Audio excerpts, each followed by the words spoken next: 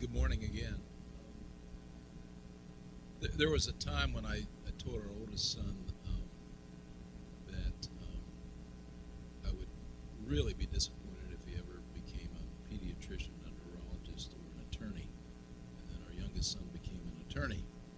So I live in a family with physicians, and I'm surrounded by some extraordinary attorneys, which I'll mention to you, who have been very involved with this so-called Stark Law. Let's see if this is working. I'm hitting the green. Can we make this come up? We had this problem earlier. Okay. I have slides. Hallett. Okay. How many of you know anything about the Stark Law? Stark. Have you ever heard? How many of you have heard of the Stark Law? A few have. Okay, great. So at least you've heard of it. The most important Stark Law case so far tried, and actually it was tried several times, occurred in South Carolina, and we're going to comment on that. The current presidential administration, and you'll see Jeff Sessions, who is our new Attorney General, are already putting heat and emphasis on tracking down healthcare fraud, and I'll give you the latest information, which is new as of 2 nights ago, a directive from the Department of Justice this week. So it's important to understand some of these situations. Can I go now? Not yet. Can you pull up Hallett, Stark Law? So there's a lot going on right now, and I'd like for you to think not so much about healthcare professionals being adversaries to attorneys or attorneys out there to get us, but I think I would say to you, are you doing the right thing, and are you doing your best at it, and are you taking care of people around you?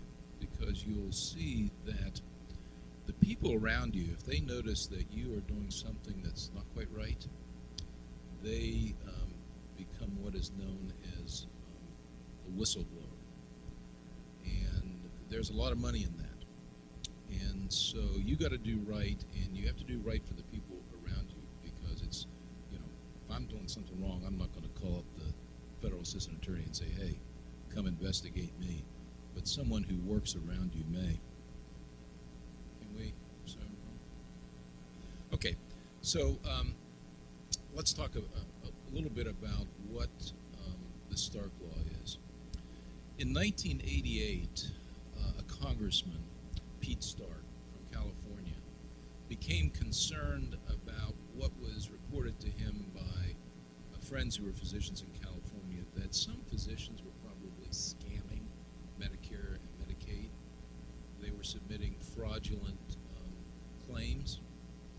They were setting up their own little labs and CT scanners and other things, and then utilizing them, self-referring to them to make money, because there was a lot of money in that. And so he brought forward to the Congress a recommendation that it would be against the law for a physician to refer a patient to certain designated services. In other words, I couldn't have a lab owned by my family and send all my patients there for their lipid profile. And so this became known as the Stark Law. From 1988 until 2003, there were absolutely no federal prosecution for a Stark Law violation. It lay dormant. But what did not lay dormant was this Hipaa Law, which we all are familiar with, the confidentiality law that came out in 1996, because we're still struggling here. And Hipaa was backed up by a large federal group of attorneys and investigators who began to prosecute individuals who had violated Hipaa. And what they recognized was this was a very, very lucrative thing for the Department of Justice to do, for example, in 2009 alone, they collected $2.9 billion from practitioners and hospitals in this country who violated HIPAA. So the Department of Justice has really come to believe, and they have the evidence, that there are a lot, there may be as much as 20 to 25% of claims that come in for Medicare and Medicaid that just, as we would say, ain't right. So our son, these would be my disclosures. Our youngest son, is a federal assistant attorney. He has a master's in hospital administration, and he was hired and assigned to Charleston to actually be part of this state's task force in seeking out and prosecuting fraudulent cases. His wife is an attorney. Her father, Bart Daniel, is probably the leading one of the leading Stark Law attorneys in the country. Bart actually has a book on the Stark Law and the consequences of violating, and he was the defense attorney for the hospital in South Carolina that was sued over a Stark Law case. You ready? Okay. So we're going to touch on the Stark Law case. Let's see here. So, in the end, this is all about money. Who has the money? The people practicing or the federal government? So the Stark Law is just one federal statute that is used now to prosecute either civilly or criminally misconduct by physicians or healthcare providers. The False Claim Acts is another one. I mentioned HIPAA. HIPAA's been very successful with the feds, and the anti-kickback statute. This particular book, I would highly recommend to you, the attorneys at your hospital. This is the book that Bart Daniels and several attorneys have written. It's in its second edition, and it's a good read. So I've mentioned that the feds began to track the scent that there were bad things going on out there, and it didn't take them long because they used the Federal Bureau of Investigation to look into things. There are now 17,000 FBI agents or their assistants who are electronically looking through Medicare records, etc., looking for fraudulent behavior. So if you think they're not going to find it, you are naive. And the goose that laid the golden egg that so many physicians and hospitals and practice make money, it's an extinct species. And all of us are pretty familiar. You know, in the area of cardiovascular, it's been the independent outpatient angio suites and CT scanners, etc., that have really made a lot of money for the individuals who've invested in that. I mentioned what has happened with the HIPAA. Lots of money's been collected on that. So how many of you hunt? How many of you got a bird dog? You know, once a bird dog gets the taste of the bird, it wants to go out and hunt again. So I mentioned that there are several laws now that are allowing the Department of Justice to pursue this. And the teams of experienced prosecutors and agents trained in healthcare fraud is increasing rapidly, and I'll comment on that later. There is a directive called the Yates Memo, which is really important for you to know, because up until Sally Yates at the Department of Justice came out with this memo, most of the people paying for the misconduct, especially if it was a relationship between physicians and hospitals, were the hospital systems. Bill Brown mentioned, they had the deep pockets. But the Yates Memo says that from henceforth, if you are the physician or you're the physician leader that was involved in the decision that led to the fraud or the Stark Law violation, you personally will be prosecuted. And they don't care. If you don't have money, fine. They will still want to prosecute. And that's big. So I mentioned Congressman Stark, nice looking guy. So the law prohibits the self-refer of Medicare and Medicaid patients to an entity that you own. And in plain English, it means that the feds really want to reduce the amount of unnecessary care, overutilization of services to patients at the financial gain of physicians and their families who, quote, own the services. And what is a financial investment? You can own the lab, you can be invested in the lab. You can have a structured compensation with a hospital so that you're referring your cases to their facilities, and that's where the big case in South Carolina comes about. And these are just examples of designated healthcare services, and you recognize this is just a partial list of something you might be invested in or own that you just can't self-refer your patients to. But wait a minute, there's another point of view, and I want to give this other point of view. As I said, I think instead of being adversarial, we need to understand all the points of view of all the players here. So here's this beautiful facility, certainly not the medical university, but okay. So here's the counter argument that these doctors, these investors, are just responding to a need, especially in an underserved area. If they weren't there doing this, no one would be doing it, and that they're offering their services at a cost that's lower than the hospital facilities, and this often is true. I mean, that has to be a good deal for the patient, and they really deny. I mean, they think that you're being self-righteous when you say you're overutilizing, you're doing too many angios, you're doing too many venous closures. You know, so they don't think they're overreliant. They really, honestly, don't think that they're. Now, there are exceptions to the Stark Law, and this allows many people to do things that maybe they shouldn't be doing. You in office ancillary services like a vascular lab you might have in your office, rental of office space or equipment from something where you may have invested, a bona fide relationship with someone, and ownership in publicly traded securities and mutual funds. You can do these things, okay? All right, let's take a quick look at Sumter, South Carolina, 2003, and what happened with this, because there's some real lessons here that you can learn. And because Bart Daniel and our family defended Toomey, we went through a decade of sort of hearing the gory details of this from both sides, and I'll bring up both sides. So Toomey Medical Center wanted to do what a lot of medical centers do. They didn't want docs going out and opening up their own little angio centers, their own little GI centers for endoscopy, their own eye centers. They wanted the doctors in Sumter to use their facility. So that's reasonable. So how do you do that? They decided they would have exclusive part-time salaries for these specialists.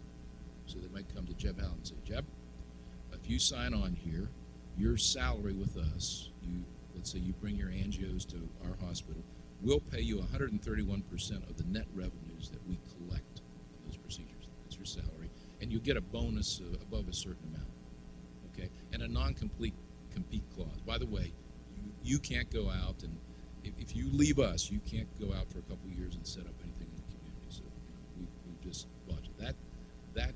That's the essence of this, okay? Now, where were the legal problems in this? The salaries were in excess of what's called fair market value, and there's several organizations in this country that determine that, and they're consultants who can tell you exactly what fair market value is for a service. Actually, the hospital ignored some of the legal consultants who warned them that this might be a Stark Law violation. So here's one of the first mistakes. If a consultant says it might smell, maybe they're right. Okay? And they excluded one doctor. And this is where the problem often comes. An individual feels excluded. Dr. Drakeford was excluded. And the hospital said, by the way, we'll do all the billing for the Medicare and Medicaid services, doctors. You don't have to do any of that. We'll take care of that. Okay. So this guy becomes a whistleblower, and they're known as the relator. In the legal terms, these are the relators. They relate to the Department of Justice. They think something wrong is going on. And Dr. Michael Drakeford did this. And you may think, oh, this guy must be a terrible guy. He's raising a question to the Department of Justice. He's a turncoat. Well, actually, he's not. I mean, if you look at this guy, I mean, he grew up in Sumter. If you look at his credentials, he's really very well-trained fellow and has a good reputation in the community. But he just thought this was wrong, and he just went and talked to his attorneys, and they talked to the feds, and the feds said, we think this is wrong. So there was a decade, and I think this is the other point I make. These things don't happen and get over in a few months. Dr. Brown mentioned, you do depositions and you get evidence in this, and you think, oh, this will be over. When this happens, this often drags on for years at a tremendous financial and, frankly, a tremendous emotional toll on the individuals who have been sued. So this went on for 2 decades and 2 trials and a bunch of other things. And here's what happened. Juries don't generally like doctors. Juries don't generally like rich hospital systems. And so they found against the Toomey. And they initially said the claim would be $237 million. And there are formulas that come up with this. It's a lot of money. But they finally settled on $72 million. And that basically financially took this center down. The center has been purchased by Palmetto Healthcare out of Columbia, which saved them. And here's the lure of the whistleblower. The whistleblowers get a certain percent of that claim. So Dr. Drakeford could have received that amount. Well, that sounds like a lot, but he had to settle for $18 million. So his going and his attorneys are talking to the feds, and this he was paid $18 million, which he said he is giving to charity. All right. So the bottom line is that the Stark Law, if you violate it, you don't go to jail. You pay a lot of money. Okay? It's a lot of money. Penalties. Okay. I'm going to wrap up here with some warnings. And I talked with Bart Daniel a couple days ago, and I talked with our son who, as of Monday, actually was opening a case in Charleston, a whistleblower on a medical fraud case. So I talked to these 2 individuals this week. I really wanted to know what's going on here, 23rd of February 2017. Okay, that brings me back to the Yates Memo. The Yates Memo said, the hospital system's been paying the money, but if we're really going to stop this fraud, we have to go after the individuals who made the decisions to do this. So they're going to be held accountable. That would be the hospital CEO, Jeb Hallett, chief medical officer when I was at Roper. I might be nailed. The physicians who might have made the deal, okay, individuals. Okay, and it got very personal. Here's Bart Daniel going in to the federal courthouse. This is the previous CEO of that hospital. His personal financial penalty for being the CEO in these decisions was $1 million. Okay. Now, Sally Yates is the one that made the Yates Memo within the last 2 years. Jeff Sessions has just been appointed as our new Attorney General. Jeff Sessions agrees with this. In fact, he wants to be a little more aggressive about this. And I'll show you in a minute what the president has recently tweeted about this. Stark Law violations, they don't put handcuffs on you, but some of these other laws, and maybe Marquita and Bill can comment on, but some of these laws can actually, if you violate them, lead to prison time. Okay. If you don't remember anything else from today, this is very simple, very plain advice. If you even think that you may be gaining on the system by what you're doing, you probably are. And you need to seek competent legal advice. And I don't mean just any legal advice or some legal advice to support what you may be wanting to do. You need to call someone or contact someone who actually has experience in federal prosecution in these laws. You need to assure that anything you do, any agreement you go into with any health system or anyone else, if they're going to pay you something for a service, that it is fair market value, and that is confirmed by a couple of consultants at least. This is a very hot topic. And as was mentioned earlier by Dr. Brown, you need to document everything in writing, save all documents, emails, and if you have a conversation, Bill, I'm glad you mentioned it. If you have a conversation with someone, write it down. Make a note, put it in your drawer, put it in a file. And don't you ever consider destroying any of this, because the feds have ways of uncovering and finding this that you cannot even imagine. So don't throw away the evidence.